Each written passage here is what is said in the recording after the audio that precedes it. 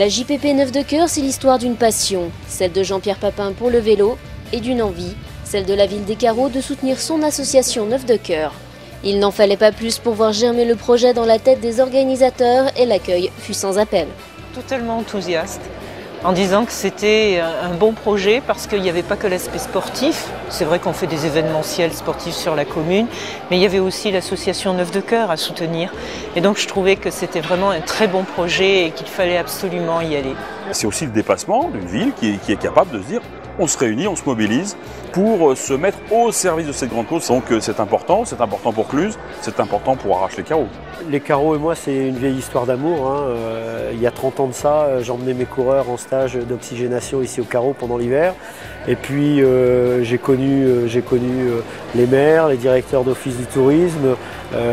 Ceux qui sont en poste aujourd'hui sont devenus vraiment des amis avec qui on peut discuter de tout. On n'est pas forcément toujours d'accord, mais on avance. Un week-end dédié à la JPP Neuf de Cœur. Pendant que certains balisent les 3 parcours, d'autres accueillent les coureurs au parvis des Essers à Cluses sur un salon spécialement dédié où ils retirent leur dossard et profitent des nombreux stands partenaires. Solidarité, convivialité, sécurité sont les mots d'ordre de cette seconde édition. 9 mois de préparation, 160 bénévoles, 1100 participants, un bilan qui conforte. Le bilan il est exceptionnel le bilan parce qu'on a fait pratiquement une étape du tour, c'est-à-dire qu'on était pratiquement sur route fermée. Il y a eu une organisation qui était vraiment impeccable.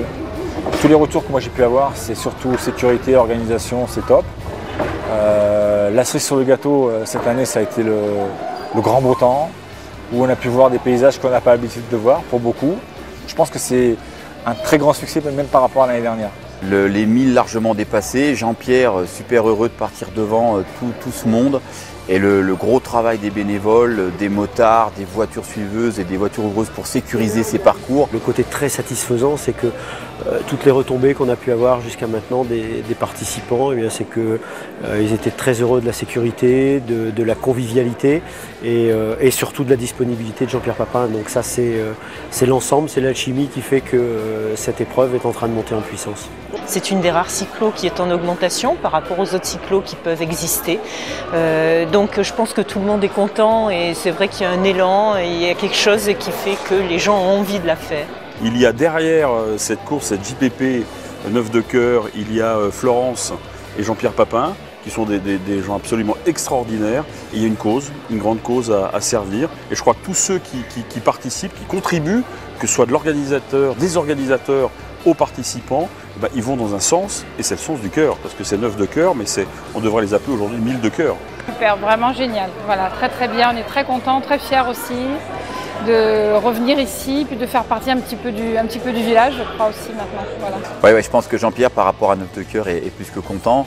On arrive avec les dons par rapport au sponsor maillot, par rapport aux 2 € que l'on reverse sur tous les inscrits. Et puis aussi par rapport à toutes les animations, les actions dans les hôtels, les restaurants, les bars de la commune, à un chèque qui dépasse les 54 000 €. Et donc là, on est super content.